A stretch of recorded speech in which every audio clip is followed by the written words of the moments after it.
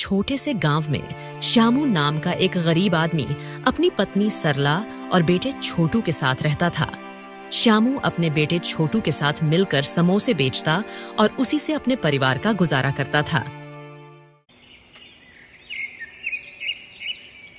अच्छा सरला, तो हम चलते हैं। ठीक है, ध्यान से जाना और अगर साहूकार मिले तो उससे ज्यादा बहस मत करना। हाँ सरला, मैं इस बात का ध्यान रखूंगा। इसके बाद दोनों बाप बेटे समोसे का ठेला लेकर चौराहे की ओर चल देते हैं। वहां पहुंचकर श्याम अपना काम शुरू कर देता है। बस थोड़ी और मेहनत, फिर शायद आज की कमाई से गुजारा हो जाए। हे भगवान, आज का दिन अच्छा जाए। तभी श्यामू के बेटे छोटू की नजर सामने से आ रहे साहूकार पर पड़ती है। छोटू उसे देखकर घबरा जाता है। बाबा बाबा, मालिक आ रहे हैं, गली के साहूकार। श्यामू की आंखों में चिंता उतर आती है। तभी एक मोटे पेट वाला आदमी भारी मूंछें और चमचमाते जूते पहनकर आता है। यह है गली का साहूकार हरनाम सिंह। ओ श्यामू, फिर से यही गली में ठेला लगा दिया? कितनी बार कहा कि ये जगह मेरी है, किराया देगा या ठेला उठवाऊं? मालिक, मैं कहाँ जाऊं? मेरे पास कुछ भी नहीं है, बस यही ठेला है जिससे मैं अपने बच्चों का पेट पालता हूँ। ये गरीबी की कहानी मुझे मत सुना। पैसे ला, वरना ठेला हटवा दूंगा। श्यामू के चेहरे पर दुख और बेबसी साफ झलक रही थी। छोटू को गुस्सा आ रहा था, लेकिन वह चुप था। बाबा, हम हमेशा इनके ताने सुनते रहेंगे क्या? क्या करे बेटा, मेहनत के बावजूद भी कभी कभी परिस्थिति इंसान को झुका देती है। हरनाम सिंह ठेले की ओर बढ़ता है और एक समोसा उठाकर बिना पैसे दिए खाने लगता है। अरे वाह, स्वाद तो बढ़िया है, पर तेरी किस्मत खराब है श्यामू। देखता हूँ कितने दिन चलता है तेरा धंधा। वह ठहाका लगाते हुए चला जाता है। श्यामू और छोटू उसे जाते हुए देखते रहते हैं। बाबा, हम इनको जवाब देंगे। एक दिन हम इतनी तरक्की करेंगे कि यही लोग हमसे उधार मांगेंगे। श्यामू छोटू की तरफ देखता है। उसकी आंखों में कहीं एक उम्मीद की किरण चमक उठती है। इसके बाद शाम को दोनों बाप बेटे ठेला लेकर घर की ओर चल देते हैं। रात का समय। श्यामू का छोटा सा मिट्टी का घर। कोने में एक टूटी हुई चौकी पड़ी थी, जिस पर श्यामू की पत्नी सरला बैठकर खाना बना रही थी। छोटू भी पास में ही बैठा था। श्यामू थके हुए चेहरे के साथ सरला की ओर देखता है। श्यामू, क्या आज भी साहूकार आया था? हाँ सरला, वो फिर से धमकी देकर गया है। कह रहा था कि जगह का किराया दे, वरना ठेला हटवा दूंगा। सरला साहूकार इतना किराया मांग रहा है कि यदि हम उसे किराया देने लगे तो हमारे कुछ नहीं बचेगा। यह सुनकर सरला की आंखों में आंसू आ जाते हैं। वह चूल्हे से रोटी निकालकर रामलाल की ओर बढ़ाती है। दिन भर मेहनत करते हो, लो 2 रोटी तो चैन से खा लो। सरला, कब तक ऐसे चलेगा? कभी कभी लगता है कि किस्मत मेरे साथ मजाक कर रही है। छोटू, जो चुपचाप बैठा सुन रहा था, अचानक बोल पड़ता है।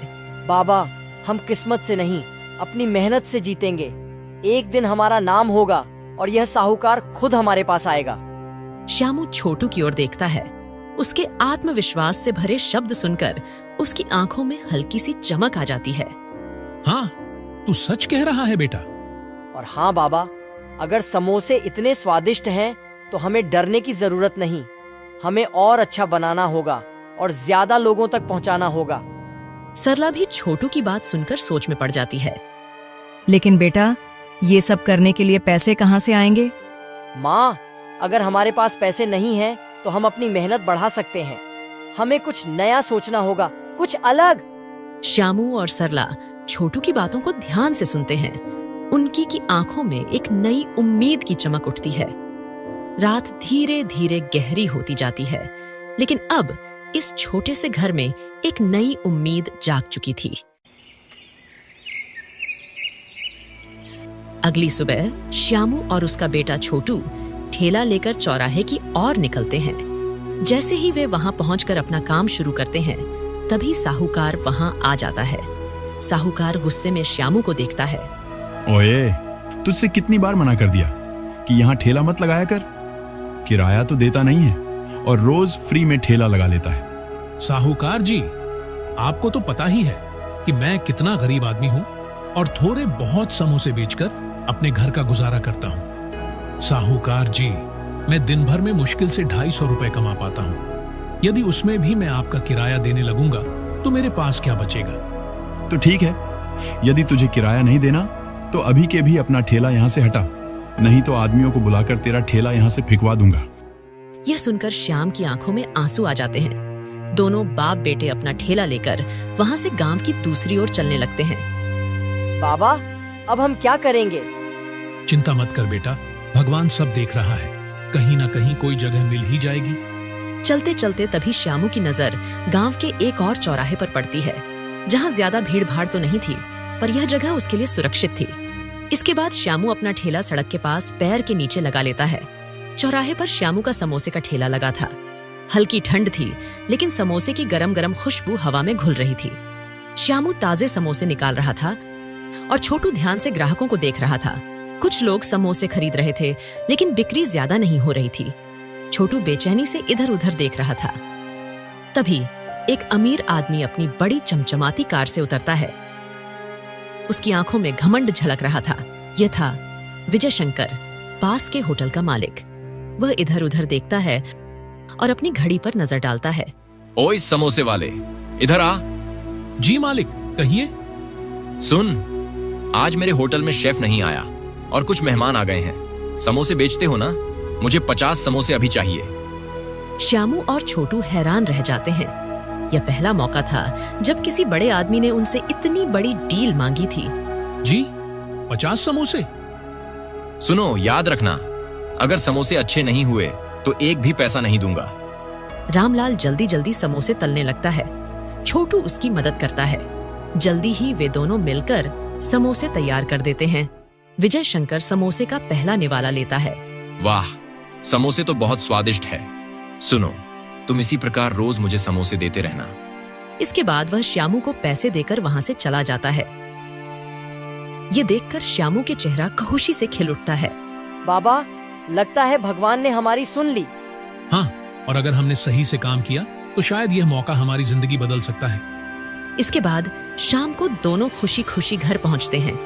रात का समय। छोटे से मिट्टी के घर में हल्की रोशनी टिमटिमा रही थी। श्यामू, सरला और छोटू जमीन पर बैठे थे। उनके चेहरे पर खुशी की चमक थी, लेकिन साथ ही एक चिंता भी झलक रही थी। तो अब हमारे समोसे होटलों में भी जाने लगे। हाँ, और अगर हमने सही से काम किया तो शायद यह मौका हमारी जिंदगी बदल सकता है। बाबा, हमें बस जमकर मेहनत करनी होगी। हमें पहले से ज्यादा समोसे बनाने होंगे। पर इतने समोसे बनाने के लिए सामान कहाँ से आएगा? तेल, मसाले, मैदा, ये सब चाहिए ना। वह बातें कर ही रहे थे कि तभी अचानक तेजी से बारिश शुरू हो जाती है। श्यामू के घर की छत कच्ची होने के कारण ज्यादा देर नहीं टिक पाती और टूटकर गिर जाती है। बारिश की बूंदें तेजी से घर में गिरने लगती हैं। भगवान, ये क्या हो गया? हमारा सारा सामान भीग रहा है। श्यामू, अब क्या होगा? श्यामू कुछ नहीं बोल पाता। आखिर वो इस बारिश में कर ही क्या सकता था। गांव के सभी लोग अपने घर के दरवाजे बंद कर लेते हैं। श्यामू के परिवार को इस बारिश में ही पूरी रात बितानी पड़ रहती है। सुबह को श्यामू अपने घर की छत को ठीक करता है। इसके बाद सरला उससे कहती है, श्यामू, अब क्या होगा? समोसे का सारा सामान भीगकर खराब हो गया। श्यामू गहरी चिंता में पड़ जाता है। तभी उसका बेटा छोटू बोल पड़ता है, बाबा, हमें उधार लेना पड़ेगा। दुकान वाले काका अच्छे आदमी हैं। अगर हम उनसे मदद मांगे तो शायद वे थोड़ा सामान उधार दे दें। अगर उधार लिया और होटल ने समोसे लेने बंद कर दिए तो कर्ज कैसे चुकाएंगे? सरला, हमारे समोसे ही हमारी गारंटी है। मेहनत करेंगे और अच्छा काम करेंगे तो भगवान भी साथ देगा। सरला कुछ नहीं कहती, लेकिन उसकी आंखों में विश्वास झलकने लगता है। श्यामू और छोटू गली के नुक्कड़ पर स्थित एक छोटी किराने की दुकान पर पहुंचते हैं। दुकान का मालिक माधव काका पुराने और ईमानदार इंसान हैं। वे श्यामू को देखते ही मुस्कुरा देते हैं। अरे श्यामू, आज इतने सुबह सुबह क्या चाहिए? काका, थोड़ी मदद चाहिए थी। मैंने समोसे बेचने का काम शुरू किया और मेरे समोसे होटल में भी जाने लगे, लेकिन कल रात की बारिश से मेरे घर की छत टूट गई और सारा सामान खराब हो गया।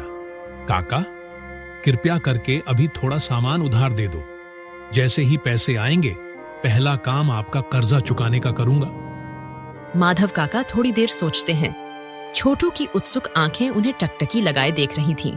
श्यामू, तू ईमानदार आदमी है और मेहनत से डरता नहीं। तुझे उधार देने में मुझे कोई दिक्कत नहीं, पर एक शर्त है। शर्त? बस इतना कि जब तेरा काम चल पड़े तो मेरी दुकान से ही सामान लेना पड़ेगा। यह तो बहुत अच्छी शर्त है काका। आप हमें सामान दीजिए, हम वादा करते हैं कि आपको कभी धोखा नहीं देंगे।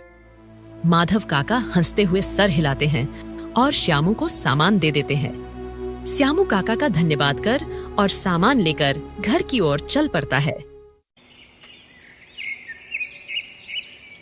अगली सुबह चौराहे पर श्यामू के ठेले पर अब पहले से ज्यादा चहल पहल थी।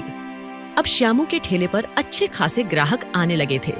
तभी विजय शंकर, होटल का मालिक, समोसा लेने के लिए वहां आता है। वह देखता है कि कई और बड़े ग्राहक भी श्यामू के ठेले से समोसे खरीद रहे थे। विजय शंकर सोचता है, यदि इसी प्रकार इसका काम अच्छा चलता रहा तो एक दिन यह मुझे भी आगे निकल जाएगा, जिस वजह से मेरा होटल बंद हो सकता है। कोई बात नहीं, इसे तो मैं बाद में देख लूंगा। विजय शंकर जल्दी से श्याम से समोसे लेता है और अपने होटल पर पहुंचता है। तभी विजय शंकर के होटल के सामने दो लड़के आते हैं। अरे रमेश, चल कुछ खाते हैं यार, भूख लग रही है। महेश, क्या तूने नहीं सुना? हमारे गांव का श्यामू बहुत अच्छे समोसे बनाता है। चल वहीं चलकर कुछ खाते हैं, और वैसे भी इस होटल पर बहुत महंगाई है। इसके बाद दोनों दोस्त वहां से चले जाते हैं। यह देखकर विजय शंकर गुस्से से भर जाता है। अगर ऐसे ही चलता रहा तो मैं तो एक दिन बर्बाद हो जाऊंगा। मुझे कुछ करना होगा। फिर वह श्यामू के खिलाफ साजिश रचने लगता है। सुनो, आज रात श्यामू के घर जाकर उसका ठेला तोड़ दो। बहुत उछल रहा है। मैं भी देखता हूं कि ये समोसे कैसे बेचता है। रात का समय विजय शंकर के आदमी चुपके से श्याम के घर के पास जाकर उसका ठेला तोड़ देते हैं। फिर वहां से भाग जाते हैं।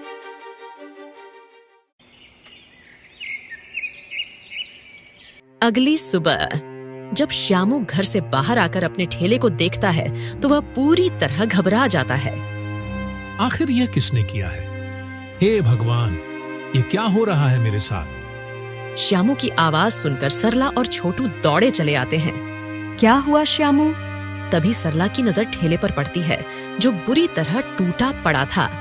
यह देखकर सरला बहुत दुखी होती है और उसकी आंखों में आंसू आ जाते हैं। अब क्या होगा बाबा? तभी माधव काका, जो अपनी दुकान पर जा रहे थे, उनकी नजर श्यामू पर पड़ती है। अरे श्यामू, क्या हुआ? माधव काका, देखो, कोई कल रात मेरा ठेला तोड़ कर चला गया। माधव काका यह देखकर हैरान रह जाते हैं। वे सोचते हैं, श्याम एक मेहनती आदमी है और अच्छे समोसे बनाता है। किसी ने जलन के कारण उसका ठेला तोड़ दिया होगा। श्यामू, तू चिंता मत कर, मेरी एक दुकान खाली पड़ी है। अगर तू चाहे तो उसमें अपने समोसे बेच सकता है। और सुन, जब तक तेरा काम अच्छा नहीं चल जाता मैं तुझसे किराया नहीं लूंगा। माधव काका की है बात सुनकर श्यामू के चेहरे पर थोड़ी शांति आती है। वह कहता है, काका, आपका बहुत बहुत धन्यवाद, जो तुमने मुझ गरीब को सहारा दिया। मैं पूरी कोशिश करूंगा इस दुकान को अच्छे से चलाने की। इसके बाद अगले दिन से श्यामू माधव काका की दुकान में समोसे बेचने लगता है। धीरे धीरे श्यामू की दुकान चलने लगती है। अब ग्राहकों की भीड़ हर रोज बढ़ रही थी। श्यामू और छोटू मिलकर खूब मेहनत कर रहे थे। श्यामू भैया, आज तो समोसे और भी बढ़िया लग रहे हैं। अब हमें होटल जाने की जरूरत ही नहीं, यहाँ के समोसे ही सबसे बढ़िया हैं। छोटू और श्यामू गर्व से मुस्कुरा उठते हैं। तभी एक लड़का श्यामू की दुकान पर आता है। नमस्ते काका, मैं अजय हूँ। आपके समोसों के बारे में बहुत सुना था, आज खाने आया हूँ। श्यामू मुस्कुराकर प्लेट में समोसे रखता है। अजय पहला निवाला लेता है और उसकी आंखें चमक उठती हैं। अरे वाह, ये समोसे तो सच में लाजवाब हैं। काका, मैं एक रेस्टोरेंट चेन में काम करता हूँ और हम अपने मेन्यू में आपके समोसे जोड़ना चाहते हैं। ये सुनकर श्यामू बहुत खुश होता है और कुछ समोसे अजय को दे देता है। अजय समोसे लेकर रेस्टोरेंट में पहुंचता है। मालिक, ये समोसे खाकर देखिए। रेस्टोरेंट का मालिक गुप्ता समोसे खाकर देखता है। वाह, ये समोसे तो लाजवाब हैं, कहाँ से लाए? साहब, ये समोसे हमारे गांव के श्यामू की दुकान के हैं। अच्छा, तो ठीक है, उससे कहना कि हमें रोज ऐसे ही स्वादिष्ट समोसे चाहिए। अगर ऐसे समोसे हमारे ग्राहक खाएंगे तो हमारा रेस्टोरेंट और अच्छा चलेगा। इसके बाद अजय जल्दी से श्यामू की दुकान पर पहुंचता है और वहां पहुंचकर सारी बात श्यामू को बता देता है। श्यामू और छोटू एक दूसरे की ओर आश्चर्य से देखते हैं। यह उनके लिए एक और बड़ा मौका था। बाबा, अब हमारे समोसे पूरे शहर में बिकेंगे। लेकिन बेटा, इतना बड़ा ऑर्डर पूरा करना आसान नहीं होगा। आप मेहनती हैं काका, और आपकी मेहनत ही आपको आगे बढ़ाएगी। हम आपको हर संभव मदद देंगे। तभी वहाँ हरनाम सिंह आता है। क्या बात है श्यामू, आजकल तो बड़ा बिजनेस कर रहा है। हाँ मालिक, भगवान की कृपा से सब ठीक चल रहा है। पर एक बात याद रखना, गरीब चाहे जितना ऊपर चला जाए, उसकी औकात वही रहती है। छोटू को गुस्सा आ जाता है, लेकिन श्यामू उसे इशारे से चुप कराता है। मालिक, आदमी की औकात उसकी मेहनत और इज्जत से बनती है, ना कि पैसों से। हरनाम सिंह कोई जवाब नहीं दे पाता और गुस्से में वहां से चला जाता है। श्यामू की आंखों में एक नई उम्मीद जाग उठती है। छोटू के चेहरे पर आत्मविश्वास झलकता है। अब उनका सपना और भी बड़ा होने वाला था। श्यामू माधव काका का भी सारा कर्ज चुका देता है। श्यामू का सफर एक ठेले से शुरू हुआ था, लेकिन अब वह अपनी खुद की दुकान और एक बड़े बिजनेस की ओर बढ़ रहा था। उसकी मेहनत, ईमानदारी और संघर्ष ने उसे सफलता की ओर पहुंचाया।